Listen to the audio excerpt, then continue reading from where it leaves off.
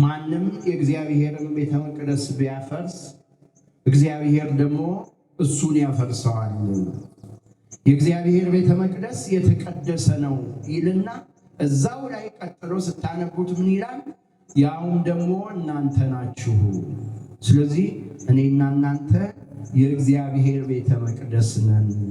ይሄ ምንም የማያከራክር ከሆነ ቤተ መቅደሱን ሊያጸዳ ሲገባ የማይገባ ነገር አግኝቶ እየገረፈ ቤቴ ጸሎት ቤት ትባላለች እናንተ የወንበዴዎች ዋሻ አደረጋችኋት ብሎ እንደገሰጸ ሁሉ ቤቱ ወደ ተባለ ወደ እኔና ወደ እናንተ ሲመጣስ ቤተ መቅደሱ የቅድስና ማረፊያ ሆኗል ወይ? ሕንፃ እግዚአብሔር የተባለው የሰው ልጅ በቅድስና በንጽህና እየኖረ ነው ወይ? በበደልና በኃጢአት የለንም ወይ? የማይገባ ነገር እያደረግን እየቸረቸርንበት እነዛ መደብ ሰርተው ባንኮኒ ሰርተው ዶሮውን እርግቡን እየሸጡበት በጉን በሬውን እየለወጡበት ቢሆንም በእኔና በእናንተ በልቦናችን ውስጥ በመደርደሪያው ላይ በልቦናችን መደርደሪያ ላይ ቂም፣ በቀል፣ ቅናት፣ ጸብ፣ ክርክር፣ ጎጠኝነት፣ ዘረኝነት፣ ሌሎችም ክፉ ነገር የሉም ወይ? እነዚህ ደግሞ እግዚአብሔርን የማያስደስቱት ከሆነ ቀደም ብሎ የነበረው ጅራፍ ዛሬም ይመጣል ማለት ነው። ይህ ሰውዬ ግን በጣም በሚገርማችሁ ሁኔታ 38 ዓመት ከዛሬ ነገ ወደ ጸበሉ ቦታ ገብቼ እተርፋለሁ፣ እድናለሁ፣ ወደ ሕይወት እመለሳለሁ ብሎ ቢጠብቅም አንድ ያጣው ነገር ነበረ። ረዳት አልነበረው፣ የሚያግዘው የለም። ሽባ ነው፣ እዛው የተጣበቀ ነው። ብዙ ሰዎች እየቀደሙት ከሱ ኋላ የመጡ እየዳኑ ዘመናት ተቆጥሯል። እሱ ግን እዛው ነው ያለው። ስለዚህ አሁን ይሄ ሰውዬ በዛ ቦታ ላይ ያለ ጌታችን መድኃኒታችን ኢየሱስ ክርስቶስ ወደ ህመምተኛው ወዳለበት ወደዚች ወደ መጠመቂያ ስፍራ ሄደ። ተነስተህ ሂድ ሲለው አምላክ ነውና እናንተ አስባችሁታል? 38 ቀን ከአልጋ ሳትወርዱ እንደው ህመም ባይኖር እዛው እየበላችሁ እየጠጣችሁ ህመም ኖሮ አይደለም፣ ዝም ብላችሁ ሳትወርዱ 38ኛው ቀን ስትወርዱ እኮ መንገዳገድ ይመጣል፣ እግር ጥንካሬም ያጣል፣ መብረክረክ ይመጣል። ግን ምን ሆነ? እንደገና የብረት አልጋ ተሸክሞ ሂድ። ባይሄድስ? አልጋውን ጥሎ ቢሄድስ? ምንድን ነው? ይህ ሁሉ ምክንያት አለው። ያለ ምክንያት አይደለም። ታዲያ በሚገርም ሁኔታ የሰውዬ እግዚአብሔር አዟልና እንዴ አላለም። 38 ዓመት እንዴት? እኔ ግሬን ተሰብሬ ነበር አንድ ወቅትና እዚህ ላይ ኦፕሬሽን ተደርጌ ከተሰራው በኋላ በማግስቱ ሐኪሙ መጥቶ ቁም አለኝ። እንዴ በፍጹም አልኩ። አልቆምም፣ ውስጡ ብረት አለው፣ ቁም። ክርክራችን የትንሽ ልጅና የትልቅ ሰው ቁጣ ነው የሚመስለው ከሐኪሙ ጋር። በቃ አሸነፈና ቁም አለኝ። በኦፕሬሽን በተደረግኩ በማግስቱ ቀጥ ብዬ ቁም። ይሄ ሰውዬ አላንገራገረም። እንዴት ሊሆን ይችላል? እንዴ እየዳነ እኮ የማያምን የሚጠራጠር አለ። መዳን በእምነት እንደሆነ በደንብ አድርጋችሁ ማሰብ አለባችሁ። እምነት ላይ መመርኮዝ አለበት። የዚህ ሰው ግን ልዩ ነው። የእሱ ማመን ሳይሆን የእግዚአብሔር ድንቅ ስራ ይገለጽ ዘንድ ይህ ሰው ቀጥ ብሎ ቆመና ተሸክሞ እንደታዘዘ ሄደ። ይህም ሰው ስጋውማ ተፈውሶለት ነበር፣ ቀጥ ብሎ ሄዶ። ግን በዚህ በሰሙነ ሕማማት የምንሰማው ታሪክ ላይ የሐሰት ምስክር አቀረቡበት በጌታ ላይ። ከሐሰት ምስክሮች አንዱ ይሄ ነበረ። ተንጠራርቶ ይሄ ነው አልጋ ያሸከመኝ አለና የጌታን ፊት በጥፊ መታ። ቸል ያላልከኝ ጩኸቴን ሰምተህ ቁስሌን የፈወስከው ሐኪም ያንተ ነህ። ወወልድ ወመንፈስ ቅዱስ አሐዱ አምላክ አሜን። እግዚአብሔር የሚወዳችሁ እግዚአብሔርን የምትወዱ እግዚአብሔር አምላክ አባታችን መንግሥተ ሰማያት ርስታችን ብላችሁ በዚህ ባጸደውኑ በቅዱስ ቤተክርስቲያን ጥላ ስር የተሰበሰባችሁ ሊቃውንተ ቤተክርስቲያን አባቶቼ ካህናት፣ ወንድሞቼ ዲያቆናት፣ አባቶች፣ እናቶች፣ ወንድሞች፣ እህቶች፣ ሕፃናትም እንደምን ዋላችሁ? እንደምንስ ቆያችሁ? አሜን። የኃያሉ አምላካችን የእግዚአብሔር ስም ከፀሐይ መውጫ እስከ መግቢያው ድረስ ዘወትር የተመሰገነ ይሁን። ምሕረቱ፣ ቸርነቱ፣ ይቅርታው የበዛልን አምላካችን እግዚአብሔር በስጋ ሐሳብ በስጋ ዓለም ስንወድበት የነበረውን ጊዜ ባርኮ ቀድሶ በሰላም አቆይቶ አሁንም ደግሞ እግራችንን ወደ ሰላም መንደር ወደ ቅዱስ ቤተክርስቲያን ያነሳሳ በዚህ ሰብስቦ ሊባርከን ሊያስተምረን ሊገስጸን የወደደ የደጋግ አባቶቻችን የአብርሃም የይስሐቅ የያዕቆብ አምላክ የኔም የእናንተም የሁላችን አምላካችን እግዚአብሔር ስሙ ከአጽናፈ ዓለም እስከ አጽናፈ ዓለም የተመሰገነ ይሁን። የእናታችን የቅድስት ድንግል ማርያም ምልጃ፣ የጻድቃን የሰማዕታት የቅዱሳን አማላጅነታቸው፣ በረከታቸው፣ ረድኤታቸው በልቦናችን ላይ ለዘላለም የታተመ ይሁን፣ አሜን። እግዚአብሔር በወደደ እግዚአብሔር በፈቀደ ጥቂት ነገሮች እንማማራለን። በድምፄ ላይ ችግር አለ፣ ጉንፋን ይዞኛል። አሁን ከነጋ 3ኛ መድረኬ ነው፣ አንድ ይቀረኛል፣ ድካምም አለብኝ። እንግዲህ እግዚአብሔር ያበርታኝና እንማማራለን። የምንማማረው እንደ ቤተክርስቲያናችን ስርዓት በተለይ በዚህ በዐቢይ ጾም የዜማው ሊቅ የሆነው ቅዱስ ያሬድ ለድጓው ምዕራፍ የሆነው ዘንድ ስያሜ ሰጥቶታልና ዛሬ ያለነው የዐቢይ ጾም 4ኛ ሳምንት የምንለው መጻጉዕ ብለን የምንጠራው ስለሆነ የእሱን ታሪክም የእኛንም ታሪክ በአንድነት ለማየት እንድንችል አንድ ርዕስ መርጠን እንማማራለን። ብዙ ርዕሶች አሉ። የዚህ የመጻጉዕ ታሪክ በዮሐንስ ወንጌል ምዕራፍ 5 ከቁጥር 1 ጀምሮ ይገኛል። ጠዋት በዚህ በምህላው ላይ ቁጥር 7 ላይ ያለውን አንስተን ተማምረናል። ጠዋት ተማምረን የነበርንበት ሰው የለኝም የሚል ነበረ። አሁን ደግሞ ዛሬ በዲያቆናቱ አማካኝነት የተሰበከው ጠዋት መዝሙረ ዳዊት መዝሙር ምዕራፍ 40 ቁጥር 3 ላይ ያለው ቢሆንም እኔ ቁጥር 4 ላይ ያለውን ኃይለ ቃል መሰረት አድርጌ እንማማራለን። የትምህርታችን ርዕስ ነፍሴን ፈውሳት የሚል ነው። ነፍሴን ፈውሳት። እንግዲህ በቤተ ክርስቲያናችን ስርዓት ሳምንታቱ የየራሳቸው ክስተት አላቸው። ያንንም ቤተ ክርስቲያናችን ስርዓት ሰርታ እየሄደች ነው። በ3ኛው ሳምንት አንጾተ ቤተ መቅደስን የማንጻት ምኩራብ ብለን ተማምረናል። ቤተ ክርስቲያን ስታስተምር ቆይታለች። ምኩራብ የአይሁድ የጸሎት ስፍራ እንደነበረ ጌታም ወደዛ ቦታ ገብቶ በጸሎት ቤቱ ስብሐተ እግዚአብሔር በሚደርስበት ትምህርት መንፈሳዊው ነገር በሚሰጥበት ሰዎች የሥጋ ፍላጎታቸውን እያደረጉ እየሸጡ እየነገዱ ስላገኘ በጅራፍ እየገረፈ ያስወጣበትን ታሪክ አንስታ የቤተ መቅደስ ማንጻት ማጽዳት ተግባር የሚደረግበት የሚታሰብበት ሳምንት እንደሆነ ተናግራለች። ከዚህ አጉልተን የምናየው በወቅቱ ሲሸጡ ሲለውጡበት የነበረውን ቤተ መቅደስ የተባለውን ዛሬ እኔና እናንተ የምንቆርብበት ክርስትና የምንነሳበትን ቤተ መቅደስ ሳይሆን እሱ አንዱ ዋነኛው ነው በዛ ጊዜ የተደረገው። እኛ ግን አጉልተን እንደ ክርስቲያን ማየት ያለብን በአንደኛ ቆሮንቶስ በምዕራፍ 3 በቁጥር 17 ላይ ቅዱስ ጳውሎስ እንዲህ የሚል ነገር ተናግሯል። የዛሬውን ትምህርቴ መሰረቱን ከዛ ላነሳ ብዬ ነው። ምን ይላል? ማንም የእግዚአብሔርን ቤተ መቅደስ ቢያፈርስ እግዚአብሔር ደግሞ እሱን ያፈርሰዋል። የእግዚአብሔር ቤተ መቅደስ የተቀደሰ ነው ይልና እዛው ላይ ቀጥሎ ስታነቡት ምን ይላል?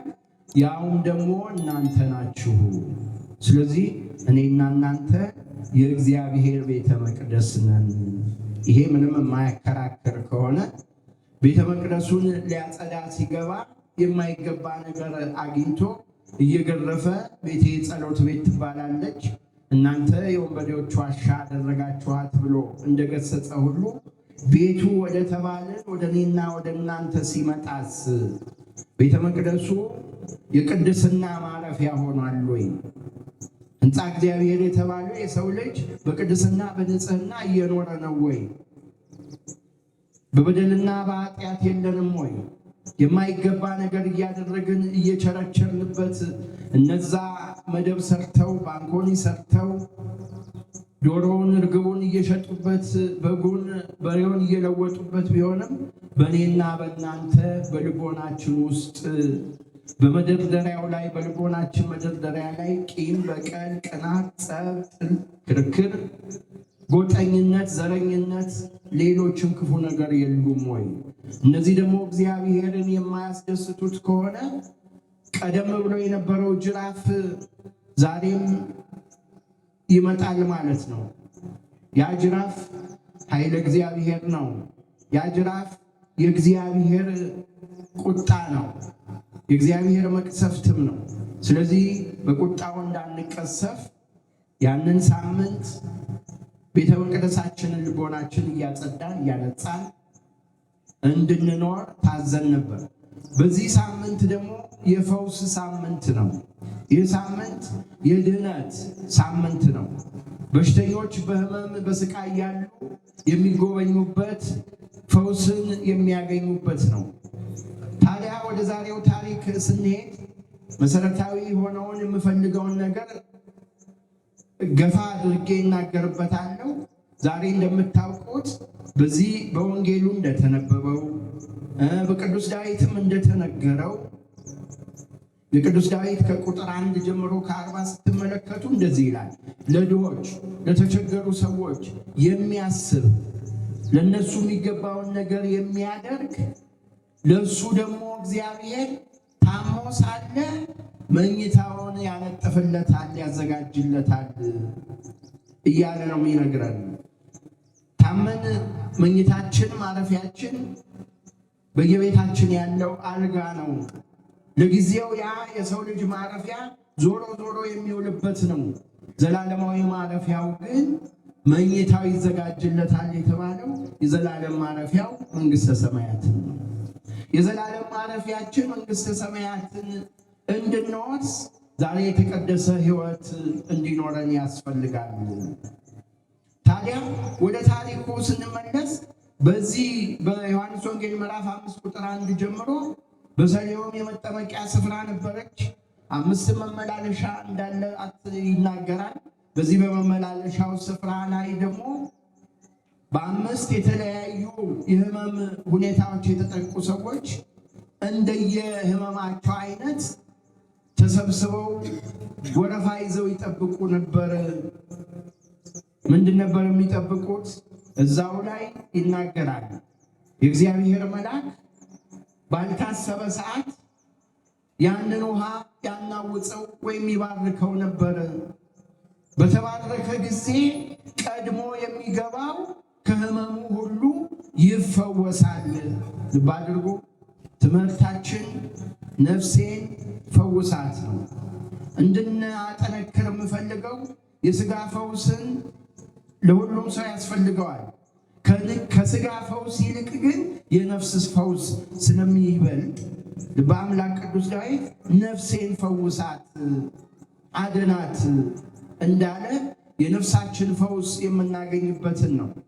ታዲያ በዚህ ቦታ ላይ አንድ የተመለከትነው ያየነው ነገር ምንድን ነው? ወደዚህ የመጠመቂያ ስፍራ ከተሰበሰቡት መካከል አንድ ረጅም ጊዜ በሕማም በስቃይ ውስጥ የነበረ ሰው ነበረ። ይህ ሰውዬ በአልጋው ላይ እንደ ትኋን ተጣብቆ 38 ዓመት ቆይቷል። የሚገርማችሁ ለድህነት ሊያድነው የመጣው ክርስቶስ እድሜው በዚህ ምድር ላይ 32 ዓመት እየሆነው ባለበት ጊዜ ነው። ስለዚህ ማለት ይሄ ሰውዬ ክርስቶስ ሳይወለድ ጀምሮ በአልጋ ላይ ተኝቶ ያለ ነው። ያን የጎልማሳ ዕድሜ ነው። ምን ያክል ሕመም እንደሚከፋ ልናውቅ ይገባል። መጻጉዕ ብለን የምንሰየመው መጻጉዕ የሰውየው መጠሪያ ስም ሳይሆን በደዌ ዳኛ በአልጋ ቁራኛ በጽናት ታሞ ያለ ሰው ሕመምተኛ ማለት ነው። ሕመም ግን በሁለት እንከፍለዋለን። ብዙ አይነት ሕመም በስጋ ይሄድ እንደሆነ ኩላሊት፣ ጨጓራ ምናምን እያልን ልንዘረዘር እንችላለን። እኔ ግን አሁን ለማስተላልፈው መልእክት ሁለት አይነት ሕመም፣ የስጋ ሕመምና የነፍስ ሕመም። የስጋ ሕመም ምን ያመጣል? የነፍስ ሕመም ምን ያመጣል? እነዚህን ለማየት እንሞክራለን።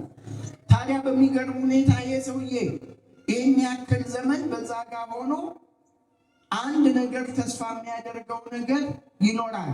ይህ ሰውዬ በነገራችን ላይ በእምነት የጠነከረ በእምነት ያለ ሰው አይደለም።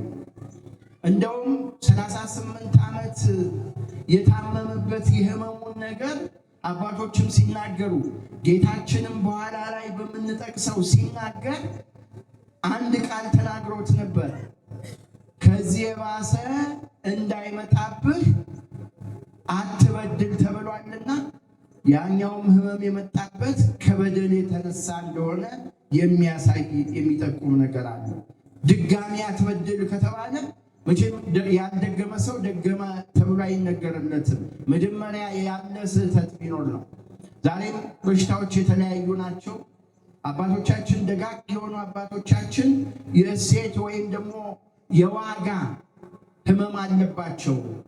ተዘናግተው እንዳይኖሩ በዛች ህመማቸው ለእግዚአብሔር መገዛት የሚችሉበትን መከራውን እየጸኑ እየታገሱ የሚኖሩበት ለበረከት የሚሆን ለህይወት የሚሆን ሐዋርያት አባቶቻችን ላይ ሁሌ የምናየው እንደ ጢሞቴዎስ ለምሳሌ የነበረበት የሆድ ህመም፣ ሌሎቹም እንደዚሁ የራስ ምታት፣ ሌላም ህመም አለ።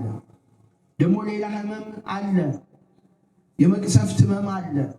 ሌላው ህመም ደግሞ አለ የእግዚአብሔርን ድንቅ ነገር ማሳያ መመልከቻ የሆነ ከህመም በኋላ ያለውን ነገር ለመመልከት የሚያመች ሌላም አለ። ይሄ ሰውዬ በዛ ቦታ ላይ ተኝቶ ነበረ። ይሄ ሰውዬ ግን በጣም በሚገርማችሁ ሁኔታ 38 ዓመት ከዛሬ ነገ ወደ ጸበሉ ቦታ ገብቼ እተርፋለሁ፣ እድናለሁ፣ ወደ ህይወት እመለሳለሁ ብሎ ቢጠብቅም አንድ ያጣው ነገር ነበረ። ረዳት አልነበረው፣ የሚያግዘው የለም። ሽባ ነው፣ እዛው የተጣበቀ ነው። ብዙ ሰዎች እየቀደሙት ከሱ ኋላ የመጡ እየዳኑ ዘመናት ተቆጥሯል። እሱ ግን እዛው ነው ያለው። ስለዚህ አሁን ይሄ ሰውዬ በዛ ቦታ ላይ ያለ ጌታችን መድኃኒታችን ኢየሱስ ክርስቶስ ወደ ህመምተኛው ወዳለበት ወደዚች ወደ መጠመቂያ ስፍራ ሄደ።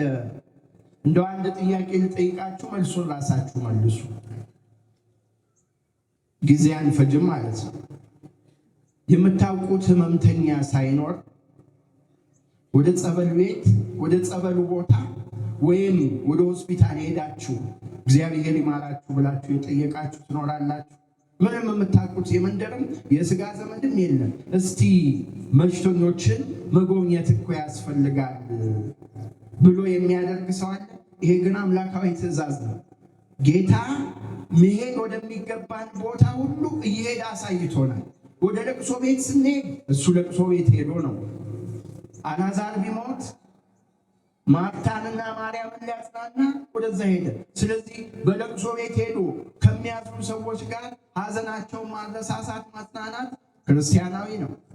ወደ ታመሙ ሰዎች ሄዶ መጠየቅ ክርስቲያናዊ ነው። እንደውም እስቲ ይህችን ሳምንት እንደው ነገ ዛሬ እያልን ያልጠየቅናቸውን ሰዎች የፈውስ ወይም የመጠየቂያ ሳምንት ነውና እስቲ ለመጠየቅ እንበርታ። ከዛሬ ማታ ጀምሮ ረስተናቸው እንደው ስራ ላዳረስ ብሎን ያልጠየቅናቸውንም እንመልከት። ይሄ ጌታ ያሳየን። ወደ ሰርግ ቤት ሄዷል። በቃና ዘገሊላ በሰርግ ቤት ተገኝቷል። ደስ ከሚላቸውም ጋር ደስ ሊለን እንደሚገባ አሳይቷል። መሄድ የሚገባንን አሳይቶን፣ እኛ ግን ያላሳየን ቦታ ነው የምንሄደው ብዙዎቻችን። ታዲያ ወደዛ ቦታ ሄደ። ወደዛ ቦታ በቀጥታ ሄዶ የነበረው ከሁሉም ሕመምተኛ የጸና ረጅም ዓመት የቆየ የጸና ደዌ ያለበትን ይሄ መጻጉዕ የተባለውን ሰው ሊፈውሰው ነው። እግዚአብሔር ያያል። በሕመም የምትሰቃዩ ሰዎች በትዕግስት ጠብቁ። እግዚአብሔር የሚያድንበት ጊዜ ስላለው ያንን ሰዓት መጠበቅ ነው። በቀጥታ ወደዛ ቦታ ሄደ። አምላክ ነውና የቱ እንደሆነ ነጋሪ ያላስፈለገውን ወደ ቦታው ሄዶ በቦታው ላይ የተኛውን ሰውዬ ከፊት ለፊት ሆኖ አንድ ጥያቄ ጠየቀው። ጥያቄው በእኔና በእናንተ መለኪያ ሰዋዊ በሆነው የማይጠየቅ ነው። ለምን? ሰውየው ጸበል ቦታ ተገኝቶ ለድህነት እንደሆነ ያስታውቃል። ልትድን ትወዳለህን ብሎ ጠየቀው። ይህ ሰውዬ መልካም ነገር አለው፣ መጥፎ ነገሮችም አሉት እናያለን። እስቲ አሁን እናንተ የታመመ ሰው ወደ ሆስፒታል ሂዱና እስቲ መልሱን ትሰሙት ነበር። የታመመውን ሰው በተለይ ደግሞ ጉልበቱ ያልደከመ ሆኖ ሌላ ህመም ያለበት ግን እንደው መዳን ትወዳለህ ብትሉት ሊመታችሁ ይችላል። ምን ላደርግ ነው እዚህ የመጣሁት? ሆስፒታል ልዝናና ነው የመጣሁት? ሻይ ቡና ልል ነው የመጣሁት? እንዴት ትጠይቀኛለህ? በሽተኞች የበሽታው ጽናት ባህሪ ይቀይራል። አሁን ብዙ በሽተኞች ታጋሾች ላይሆኑ ይችላሉ። አስተማሚ ታጋሽ መሆን ያለበት እዛ ላይ የሚመጣባቸው በህመሙ የተነሳ ነው። ይህ ሰውዬ ግን ክፉ ነገር አልተናገረም። እንዴት ምን ትጠይቀኛለህ አላለም። ማን መሆኑን ደግሞ አላወቀም። የሚገርመው ነገር ደግሞ ይሄ ነው። ብዙ ሰዎች ይድናሉ፣ ያዳናቸውን የማያውቁ ብዙዎች ናቸው። አዳኙን የማያውቅ በሽተኛ ምን አይነት ሊሆን እንደሚችል እወቁ። ይሄ ሰውዬ ተኝቷል። ይሄ ጥያቄ ሲጠየቅ በቀጥታ የመለሰው ቀጥታዊ መልስ ሳይሆን በተዘዋዋሪ ነው። አከበረና በአክብሮት ጌታዬ፣ ጌታ ሆይ አለው። ይሄ የጸበሉ ቦታ ውሃው በመልአኩ በተባረከ ጊዜ ሲነዋወጥ ቀድሞ የገባ ሰው ነው የሚድነው። ሁሉ ይቀድሙኛል፣ እኔ እንደምታየኝ ነው። እኔ ደግሞ ምን የለኝም አለ፣ ሰው የለኝም። ሰው የሌለው ሰው ምንድን ነው የሚደርስበት? ሰዋዊ የሆነውን ነገር አትመልከቱ። ሰው ሊረሳ ይችላል። የወለደች እናትም ልትዘነጋ ትችላለች። አባትም ሊዘነጋ፣ ተስፋ ያደረግናቸው ሊዘነጉን ይችላሉ። እንዳይዘነጋን ግን የምናለቅሰው መድኃኔዓለም እግዚአብሔር አይዘነጋማ። እንዲዘነጋን የምናደርገው እኛ እንጂ እሱ አይደለም። ይኸው ተመልከቱ፣ በእምነት የጠነከረ ሰውን አይደለም ሊፈውስ የመጣው፣ እምነትም የሌለውን ይፈውሳል። ጠዋትም ስናገር ነበር። በዓታ አልሄዳችሁም? ከእኛ እምነት ውጭ የሆኑ ሰዎች ተጠምቀው ድነው ሲሄዱ ግን ያዳናቸው ማን እንደሆነ አያውቁም።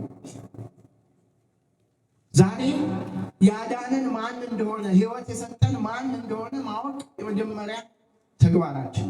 ታዲያ በቀጥታ ይህንን አለ። ይህ ሰውዬ ሰው የለኝም ያለው ዛሬ እኔና እናንተ ልናስቀረው የሚገባን ነገር አለ። ይህ ሰውዬ ሰው የለኝም ሲል ምን አስቦ ነው ያላችሁ እንደሆነ አሁንም የፈለገው የቆመው ፊት ለፊቱ ፈጣሪ ነው፣ አምላክ ነው። እሱ ግን ከዛ አሻግሮ ሰው ነው የሚፈልገው። ምክንያቱም ሰው ነውና ወደ ጸበሉ ሊጥለው የሚችለው። ሰው የለኝም፣ ቤተሰቦቼ ተሳቀው በህመሜ ጽናት ተረስተው ጥለውኛል፣ ማንም የለኝም፣ ብቻዬን ነኝ፣ ሰው የለኝም ነው። ሰው የሌለው ሰው እንግዲህ ከሌለ እኔ የለሁም አላለውም። ሰው አይኖርም የፈጠረህ ካረሳህ አንተ ግን ሕያው ትሆናለህ። በተለይ እምነት ሲጨመርበት በቀጥታ ምን እንዳደረገ ታውቃላችሁ? እሱ ያሰበው ጌታ የ32 ዓመት ጎልማሳ ነው። ደቀ መዛሙርቱ አሉ። እነሱ አዞ እነሱ ወደ ጸበሉ ይጥሉኛል እንጂ ሌላ አይነት የድህነት መልክ አላሰበም። እግዚአብሔር በብዙ ያድናል፣ በቃሉ ያድናል። አዎ የመሬት ላይ ጭቃ አንስቶ አፈር አንስቶ ምራቁን ቀብቶ ዓይን እንዲኖር ግንባር እንዲኖር ሁሉ ነገር እንዲኖር ማድረግ ይችላል። በብዙ መልኩ ያድናል። ዛሬም ወደ ሐኪም ቤት ሄደን ወደ ሕክምና ቦታ ሄደን የምንወስዳቸው መድኃኒቶች መድኃኒት ሆነው እንዲያድኑን ያደርጋል። አንድ ነገር ልንገራችሁ። አንዳንድ ጊዜ ወደ ዓለሙ ሄደን ስንታከም ኃጢአት እንዳደረገን አድርጋችሁ አትመልከቱ። የሚያድን እግዚአብሔር ነው። ሐኪም ፕሪስክሪፕሽን ማዘዣ የሚባል ወረቀት ይሰጥህና ሄደህ የምትገዛው ምንድን ነው የምንገዛው? መድኃኒት። ጤና የሚሰጥ ግን ማን ነው? እግዚአብሔር። እኛ መድኃኒት ነው የምንገዛው። ልብ አድርጉ። መድኃኒቱ ግን ድህነት እንዲኖረው ጤና እንዲኖረው የሚያደርገው እግዚአብሔር ነው። ሰው ምክንያት ነው። እስቲ ተመልከቱ። ወደ እንጨት ቤት ሄዳችሁ አልጋ ስራልን ብላችሁ አልጋ ሰሪው በምትፈልጉት ወፍም አድርጉበት፣ እርግብም አድርጉ፣ ሌላም አድርጉ፣ በጀርባው እንደዚህ አድርገህ ቁመቱን እንደዚህ አድርገህ ብላችሁ ታሰሩታላችሁ። የትኛው አልጋ ሰሪ ነው? መጨረሻ ስትወስዱ በቃ እንግዲህ ይሄንን አልጋ ከያዝ ቅዠት የለ መባነን የለ ለህልም ራሱ አታይም፣ የሚያስከፋ ነገር ጠዋ ብለህ ትተኛለህ ብሎ የሚል አናጺ የለም። እሱ የሚሸጠው አልጋ ነው። እረፍት የሚሰጥ እግዚአብሔር ነው። ጤና የሚሰጥ እግዚአብሔር ነው። እውቀት የሚሰጥ እግዚአብሔር ነው። የገዛኸው መጽሐፍ በሙሉ ተንተርሰው ዙሪያህን ክብ ሰርተህ እሱ ላይ ትራስም ለግርጌም ለራስጌም አድርገህ ብትተኛ መጽሐፉ እውቀት አይሆንም። እውቀት የሚገኘው ከእግዚአብሔር። ስለዚህ በዚህ ሂሳብ ያስቡ። ይሄ ሰውዬ ግን ያስበው በቃ ያ ነው እንጂ ሌላ ነገር ይመጣል ብሎ አላሰበም። ግን መድኃኒት የሆነ ክርስቶስ የተለየ ነገርን አደረገ። ልትድን ትወዳለህ ብሎ ፈቃዱን ጠይቋል። ምክንያት አለው፣ በኋላ እንናገራለን። ከዛ በኋላ ደግሞ ምንድን ነው ያደረገው? ተነስ፣ አልጋህን ተሸክመ ሂድ። ጽኑ የሆነ የበረታ ወይም የጠነከረ ልቦና የሌለው በጭንቅላቱ እንኳን ቁጭ ብሎ ያድነው ደግሞ አልጋ ማሸክሙ። አሁን አልጋ እንዴት ያሸክሙ? በቃ ስንት ዓመት የተሰቃያለ ዝም ብሎ ዳን ብሎ ታድኖት ቢሄድስ? ሁሉ ነገር ምክንያት አለው። የሰው ልጅ ጠንካራ ስለሆነ፣ የሰው ልጅ አስቸጋሪ ስለሆነ በአንጻሩ የሚያመጣባቸው ነገሮች አሉ። እዚህ ቁጭ ብለን እኮ መንፈሳችን ሙሉ ለሙሉ ለእግዚአብሔር ተገዝቶ በማደሪያው በዚህ ቦታ የሌለን ብዙ አለ።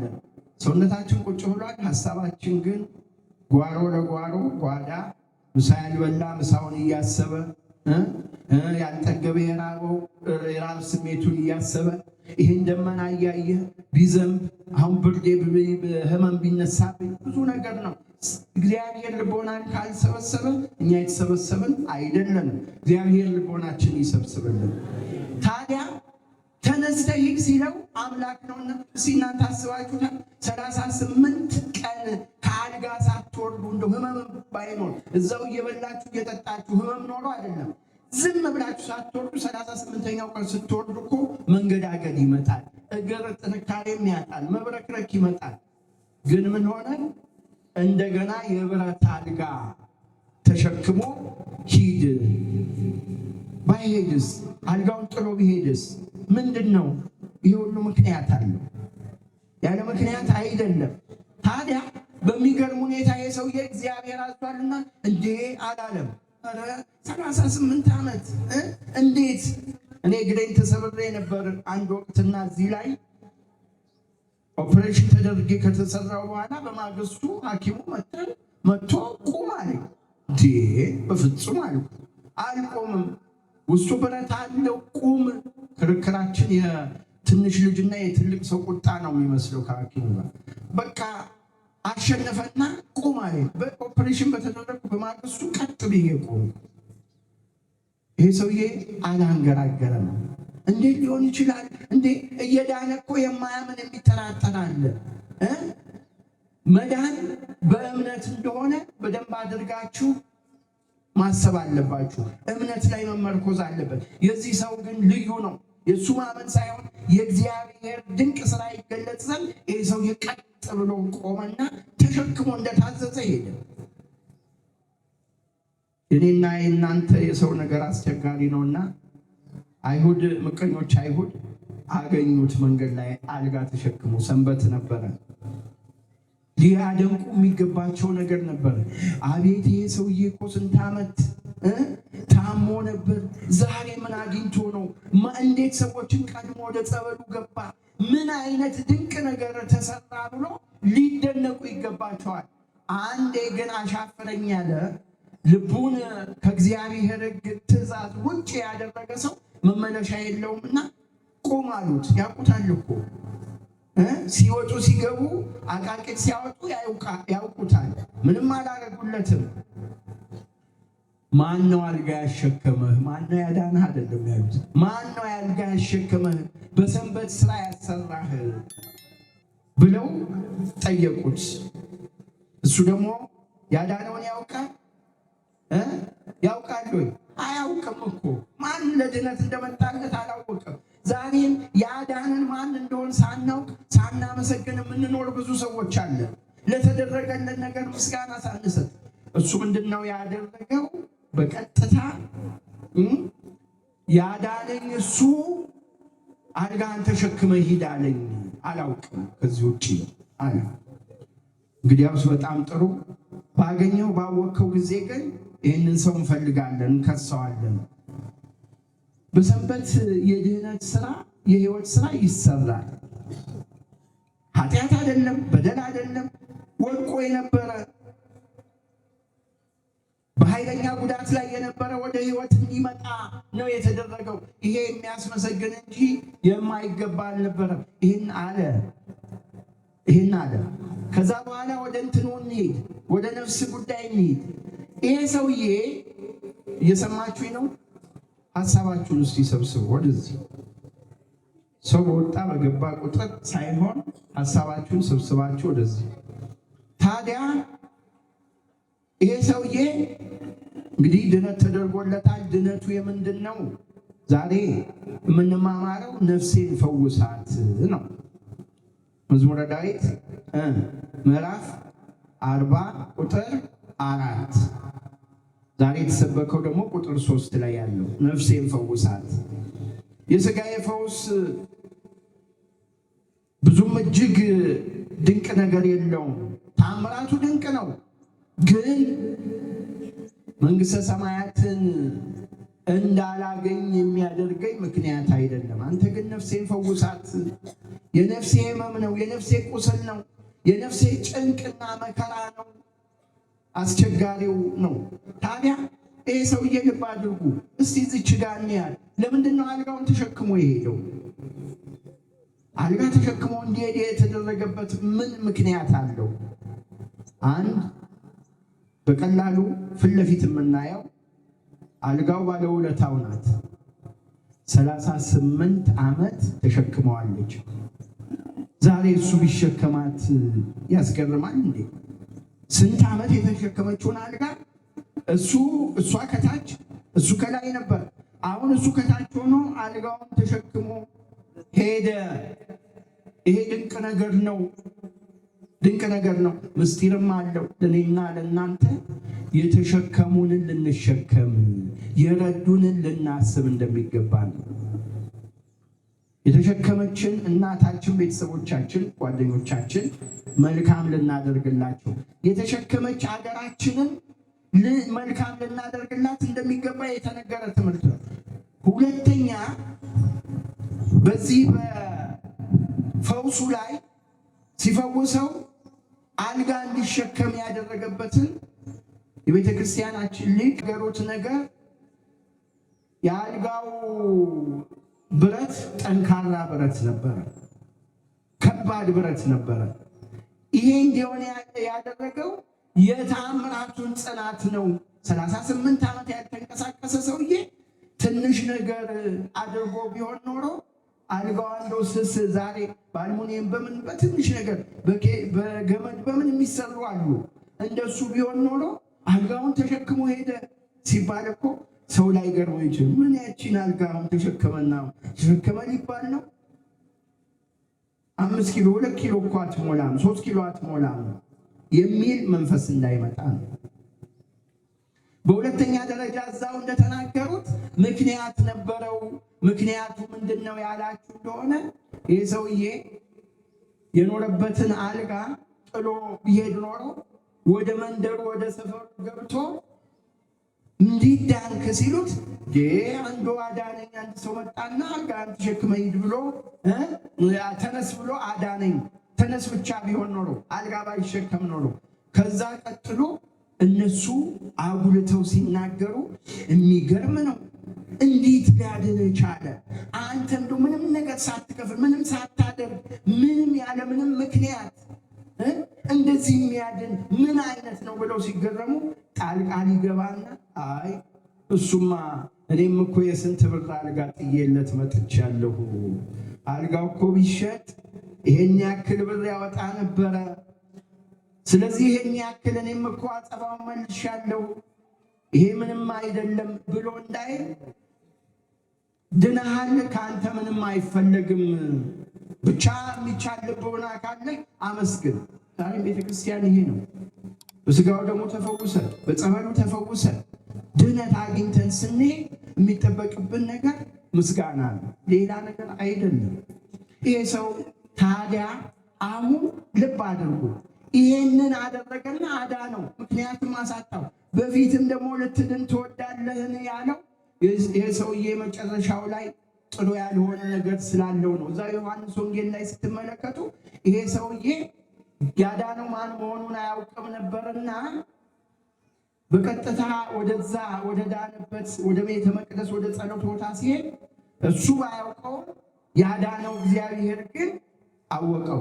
ዛሬም እንደዚህ ነው። ያዳነን ስለሚያውቀን ነው እንጂ የኖርነው እኛ እያወቅነው አይደለም። እሱ ስላልረሳን እሱ ስላልዘነጋን ነው። ይሄ ሰውዬ ዘንግቶ ማን እንደሆነ አላወቀም። ጌታ ግን ያንን ሰው አወቀውና አቁሞ ምን አለው? ከዚህ የባሰ እንዳይመጣብህ አሁን ድነሃል አለ።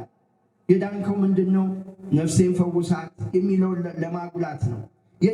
የዳነው ምንድነው? የሥጋ ሕመሙ የለም፣ ሽባነት የለም፣ ጎባጣነት የለም። የገረረው አካሉ ሴሉ በሙሉ እንደ በፊቱ ደህና ሆኗል። ግን ሌላ ሕመም አለ። ሌላ ከዚህ የባሰ እንዳይመጣብህ እንዳትበድል ተብሎ ነበር የተነገረው። ይህንን ልክ ሲሰማ ሰዎችም ሲከተሉ አሃ አለና ይሄማ ለካ እውነት የሚነገርለት ኢየሱስ ነው አለና ስራውንም ተወና እየሮጠ ሄዶ ለአይሁድ ካህናት አሁን መልስ የሰጠውን ተመልከቱ። በፊት ምንድን ነበር ያላቸው? ያዳነኝ እሱ ምን ቀደመ? ያዳነኝ ቀደመ። ያዳነኝ እሱ አልጋን ተሸክመ ሂድ አለኝ ነበር ያለው። አሁን ሄደና ድነት ቀረና እናንተ አልጋ ያሸከመኝን እኮ አገኘሁት አለ። የሰው ልጅ እንደዚህ ነው። አልጋ ያሸከመኝን በጠራራ ፀሐይ ደክሜ 38 ዓመት ስሰቃይ አልጋ ተሸከም ብሎ የጫነብኝን አየሁት። እሱ ክርስቶስ የሚባለው ነው አላቸው። እንከሰዋለን፣ ወደፊት መረጃ እናሰባስባለን፣ ትመሰክራለህ ሲሉት ግጥም አድርጌ መሰክራለሁ አለ። ምንድን ነው የሚመሰክረው? ዛሬ አባቶቻችን፣ ወንድሞቻችን፣ እህቶቻችን ሁላችሁም እወቁ፣ በማያምኑ ሰዎች የሚደረግ ኃጢአትና በደል አይደለም ቤተክርስቲያንን እያሳዘናት ያለው። በሚያውቁ ሰዎች የሚደረግ እጅግ ያሳዝናል። ጌታ 6666 ጅራፍ ተገርፏል። ከ6666ቱ በትዕቢት ካሉ ሰዎች ግን ከመቱት ግርፋት የበለጠ ግን የጠነከረው ያዳነው ይሄ መጻጉዕ የተባለው ሰው ይሄ ነው አልጋ ያሸከመኝ ብሎ በጥፊ ፊቱን የመታው ነው። አያችሁ፣ የማያምኑ ምዕመናን የሚሳሳቱት ስህተት ምንም ላይሆን ይችላል። ቤተክርስቲያን እናውቃለን ብለን ወደ ቤተክርስቲያን ተጠግተን የምናደርገው ክፉ ነገር ግን እግዚአብሔርን እንዴት እንደሚያሳዝን እወቁት። ዛሬ የተቸገርነው ይሄ ነው። ምዕመናን በልጠውን ሄደው እኛ አገልጋይ ሆነን ከነሱ አንሰን የሚሆነውን ነገር ማድረግ የሚገባን ሳናደርግ የተጣመመ መንገድ እየመራናቸው ስንሄድ እግዚአብሔር ያዝናል። አዎ ያዝናል። ስለዚህ ዛሬ በእምነቱ የምንኖር ሰዎች የምናደርገው በእምነቱ ላይ የምንፈጥረው ነገር ጠባሳ ነው። የምናመጣው ነገር ጠባሳ ነው። ከዚህ ነገር ልንቆጠብ ይገባል። ምዕመናንን አይገባም የምንላቸውን ስራ እኛ ይገባል ብለን የምናደርገው ከሆነ በጥቂት በገንዘብም ይሁን በሌላ ነገር መንፈሳችን ተነክቶ የማይገባውን የማይነካውን እየነካን ከሆነ አስቸጋሪ ነው። ይህንን ማሰብ መቻል አለብን። እንግዲህ የዚህ ሰውዬን ነገር ተመልከቱ። ይሄ ሰውዬ ከዚህ የበለጠ እንዳትበድል ተብሎ ተነገረው። የባሰ ይመጣብሃል። የባሰ የተባለው 38 ነበረ፣ እጥፍ ሆኖ 76 ዓመት ትታመማለህ አይደለም። እስካሁን የነበረው የሥጋ ሕመምህ ነው፣ ድነሃል። ወደ ነፍስ ሕመም እንዳትሻገር አትበድል ነው። ወደ ነፍስ ሕመም እንዳትሻገር አትበድል፣ ክፉ አታድርግ። ስለዚህ የነፍስ ሕመም ይበልጣል። ከሥጋ ሕመምና ከነፍስ ሕመም የቱ ይበልጣል ያላችሁ እንደሆነ የነፍስ ሕመም ይበልጣል። ለምን ቢባል በሥጋ ሕመም ይሄ ጀርባህ ዲስክ ተንሸራቷል፣ አንተ መንግሥተ ሰማያት አትገባም ተብሎ የተመለሰ ሰው ስለሌለ፣ አንተ ዓይንህ ጠፍቷል አትገባም ተብሎ የተመለሰ ሰው ስለሌለ፣ ጨጓራህ ወደ አልሰር ተቀይሯል ስለዚህ አትገባም የተባለ ሰው የለም። የነፍሱ ሕመም ግን ከመንግሥተ ሰማያት ያርቃል። እግዚአብሔርን በተገቢው ሁኔታ አላመለክም፣ ንስሐ አልገባህም፣ ሥጋውን ደሙን አልተቀበልክም፣ በጸጸት አልኖርክም፣ ከክፉ ነገር አልተጠበቅክም። እነዚህ ከመንግሥተ ሰማያት ያርቃሉ። ስለዚህ ከመንግሥተ ሰማያት ውጭ የምንሆንባቸው የነፍስ ሕመሞቻችን እንጂ የሥጋ ሕመሞቻችን አይደለም። ይህም ሰው ሥጋውማ ተፈውሶለት ነበር ቀጥ ብሎ ሄዶ፣ ግን በዚህ በሰሙነ ሕማማት የምንሰማው ታሪክ ላይ የሐሰት ምስክር አቀረቡበት በጌታ ላይ። ከሐሰት ምስክሮች አንዱ ይሄ ነበረ። ተንጠራርቶ ይሄ ነው አልጋ ያሸከመኝ አለና የጌታን ፊት በጥፊ መታ። ይሄ ነው አስከፊው፣ ይሄ ነው። ልበ አምላክ ቅዱስ ዳዊት አቤቱ ነፍሴን ፈውሳት። የሥጋ ፈውስም ጥሩ ነው፣ ለነፍስም ይጠቅማል፣ ለመጸለይም መልካም ነገር ለማድረግ ግን የሚበልጠው የነፍስ ፈውስ ነው። የነፍስ ፈውስ በእምነት የሚገኘውን ነገር ማድረግ ነው። አንድ ነገር ልንገራችሁ፣ ሰው የሚድነው በመጀመሪያ ደረጃ በእምነት ነው። በእምነት ይድናል፣ በእግዚአብሔር ፈቃድ። በእምነትም ሳይጠነክር እግዚአብሔር በፈቀደ ጊዜ ድንቅ ተአምራቱን እንዲያሳይ ይኸው እንደዚህ ድነትን እናያለን። ዋናው ግን አሁን ዛሬ እዚህ የጸበል ቦታ አለ። ከዚህ ታሪክ ተምረናል። የጸበል ቦታ በአባቶቻችን ጸሎት ብቻ ሳይሆን በቅዱሳን መላእክትም የሚባረክ እንደሆነ፣ ተራ ውሃ እንዳልሆነ ልብ ልታደርጉ ይገባችኋል። ዛሬ እኔና እናንተ እድለኛ ነን። ለምን ቢባል ባለፈው ዘመን እነዚህ ሰዎች በነበሩበት ዘመን፣ መጽሐፉ በነበረበት ዘመን ቀድሞ የገባ አንድ ሰው ነበር ከበሽታው የሚድነው። ሌላው በቃ ደግሞ ወረፋውን ይጠብቃል ለብዙ ዓመት። ዛሬ የጎደለን እምነት ነው እንጂ ጠዋት ሌሊት ጸበሉ ሲከፈት በእምነት የመጣውም ይድናል። ስራውን ሰራቶ ቢሮ ቆይቶ ደግሞ ሾለክ ብሎ ደግሞ 5 ሰዓት መጥቶ የሚጠመቀው ይድናል። በ7 ሰዓትም አላደርስ ብሎት የሚጠመቀው ይድናል። የሚያድን እምነት ነው። አንድ ድንቅ ነገር ልንገራችሁ። አንድ በመንፈሳዊ አገልግሎት ያለ ወንድሜ ነው የነገረኝ። እንደውም አንድ ቦታ ላይ ሲያስተምርም ሰምቸዋለሁ። አንዲት እናት ልጃቸው አሜሪካ ልጅ፣ እምነት ተመልከቱ። እኚህ እናት ልጃቸው አሜሪካ ናት። በአሜሪካ እየኖረች ትረዳቸዋለች። እሷን ተስፋ ያደርጋሉ በብዙ መልኩ። እኚህ እናት ግን ዝም ብለው አይነት እናት አይደሉም። እምነታቸው የጸና። ዛሬ እናቶች እምነታችሁ ሊጸና ይገባል።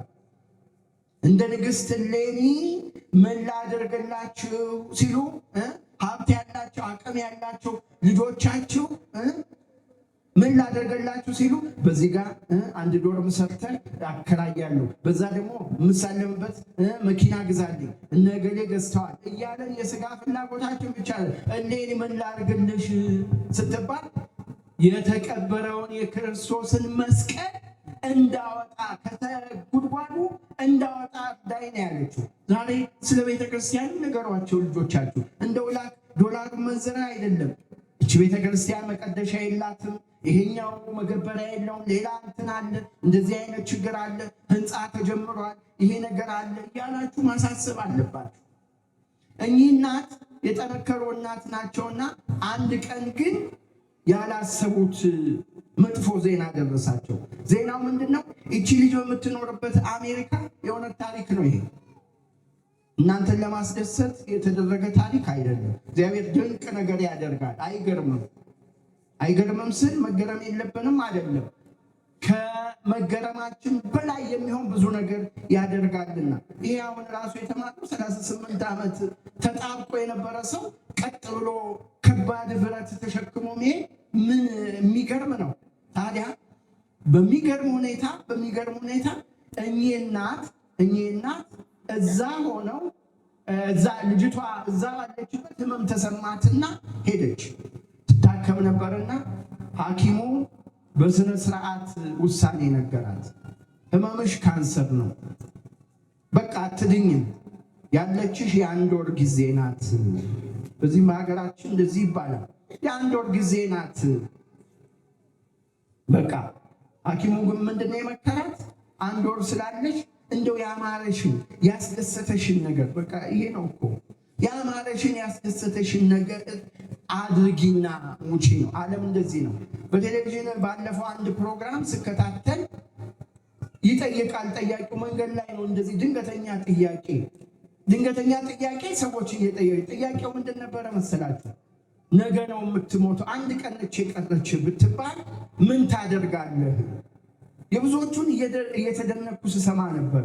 አንዱ በቃ ያማረኝን እበላለሁ፣ እጠጣለሁ፣ የሚቀረኝ ነገር በቃ አላደረኩም ያልኩትን አደርጋለሁ። አንዱ ደግሞ ከቤተሰቦቼ ጋር በቃ ያችን ቀን የትም ሳልወጣ ከቤተሰቦቼ ጋር እየተዝናናው እየተደሰት። 1-2 ሴቶች ግን ብዘገይም ንስሐ እገባለሁ፣ ምችል ከሆነ ስጋ ወደሙ እቀበላለሁ። አሁን እድሜ ተሰፍሮ ቢነገረን ምን ይሆን የምናደርገው? የኖህ ዘመን ሰዎች እኮ 120 ዘመን ሲባሉ በ100 እንጨፍራለን፣ በ20 ንስሐ እንገባለን ብዙ ነው አለ። ግን 120ንም ጨፈሩበት። ዛሬ የተሰጠን እድሜ ንስሐ። አሁን ይህንን ሰማችና አዘነች። ልጅቷ አዘነችና ስለ እናቷ ተጨንቃ ልደብቃት አይገባም ብላ ወደ እናቷ ስልክ ደወለች። እናት ስልክ አነሱ። ልጃቸው ዘወትር ያላት ድምፅ አይደለም፣ የመጨነቅ አይነት ያለው ድምፅ አሰምታ እማዬ በቃ ላሳዝንሽ ነው። ምን በቃ ላሳዝንሽ ነው፣ ሀዘን ልነግርሽ ነው። ምንድን ነው? ሐኪም መርምሮ 1 ወር ጊዜ ነው ያለሽ፣ በ1 ወር ጊዜ ውስጥ ትሞቻለሽ አለ። እናት ምን እንዳሉ ታውቃለህ? ጩኸት አይደለም፣ መረጋጋት በጣም መልካም።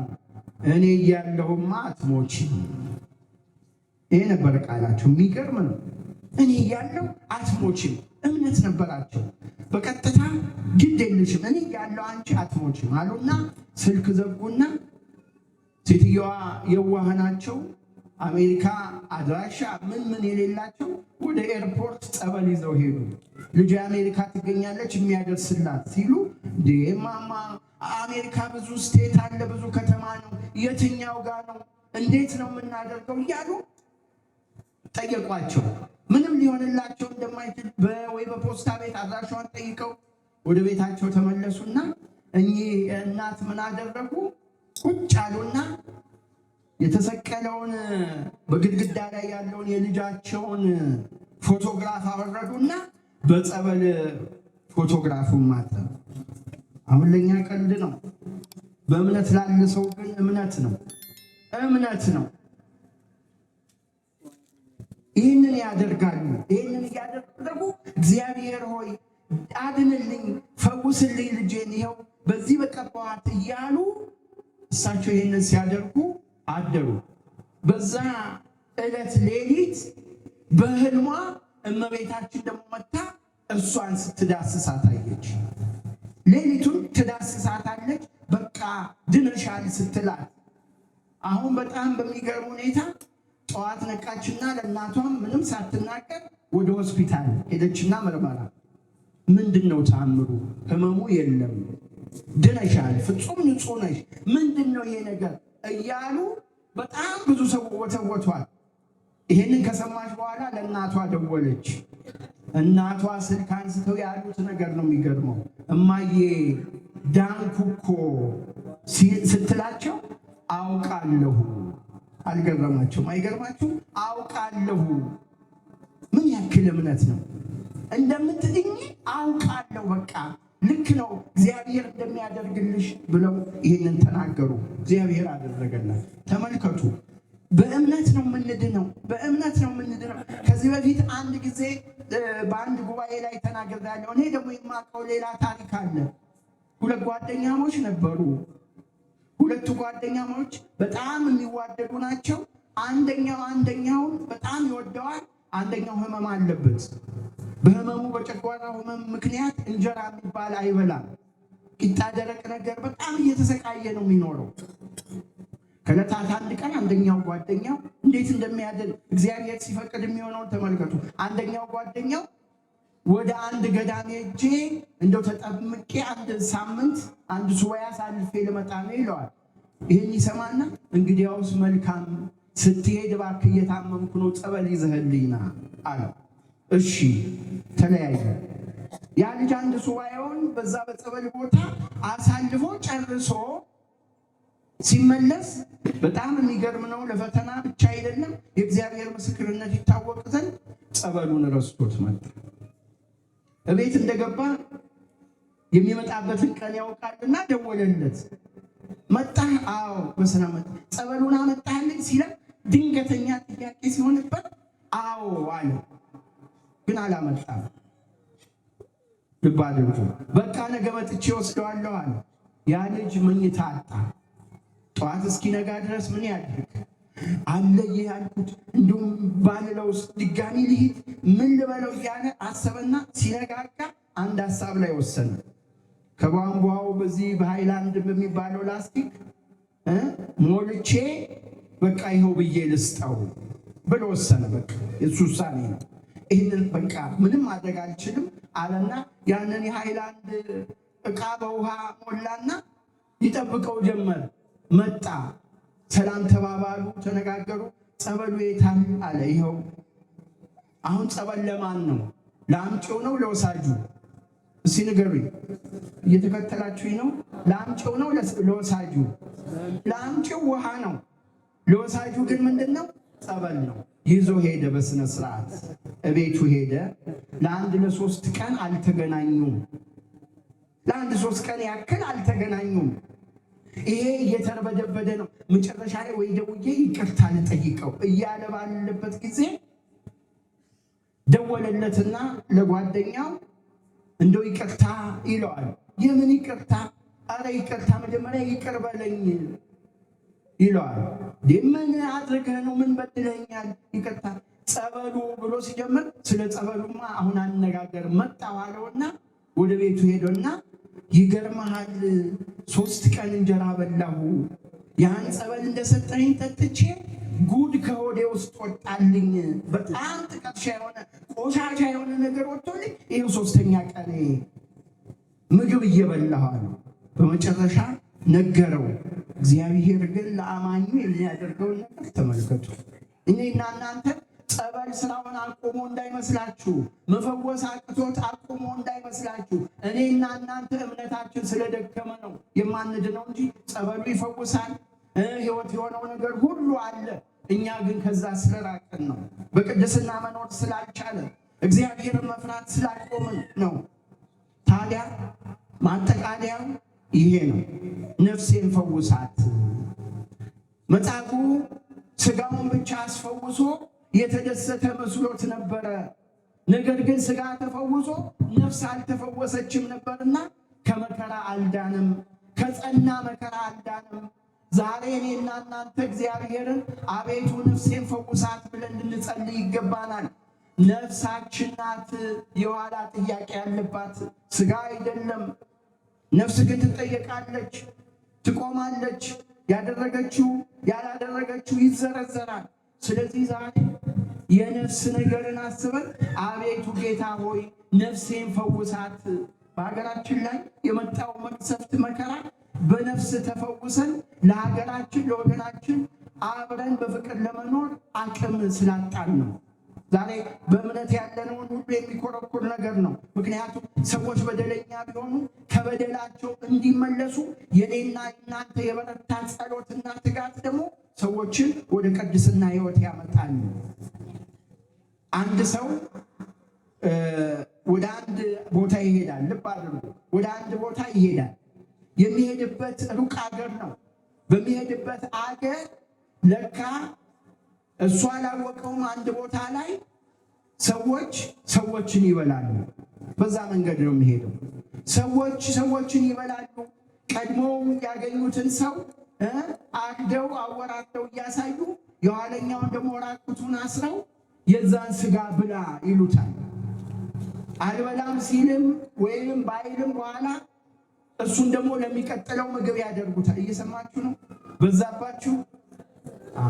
ይህንን ያደርጉበት ነበረ።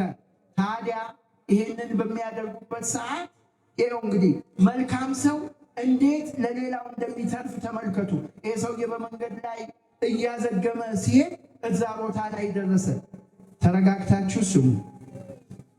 እዛ ቦታ ላይ ደረሰና እነዚህ ሰዎች ያዙት። ትሰሙኛላችሁ? ሐሳባችሁን ሰብስቡ። እያጠቃለልኩ ነው።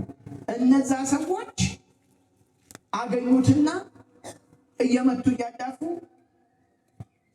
አቆሙት፣ አሰሩትና ቀድመው የገደሉትን ስጋውን ቀቅለው ብላ ብለው እንትን አሉት። ይሄ ሰውዬ ምን እንዳደረገ ታውቃላችሁ? እንደሌላው እምቢ አላለም፣ ልብላም አላለም። አንድ ጥያቄ ጠየቃቸው። ጥያቄው ምንድን ነው? እሺ ይብረድ አላቸው። ማንም ጠይቋቸው አያውቅም። እሺ ይብረድ፣ እበላለሁ፣ ትኩስ ስለሆነ ይብረድ አለ። እሱ ከበረደለት በኋላ ለመብላት አይደለም፣ ይብረድ ባለበት ሰዓት ከጌታው ጋር በጸሎት ሊገናኝ። አያችሁ፣ እነሱ ደግሞ ተጠይቀው ስለማያውቁ እንደዚህ አይነት ነገር እሺ ያሉና በቦታቸው ቆመው ሲጠብቁት እሱ ወደ አምላኩ ጸሎቱን ምን ተፈጠረ? እነዚህ ሰዎች ልቦናቸው ተመለሰና አንተ ሰው ምን አይነት ሰው ነህ? እውነትም ይብረዳል?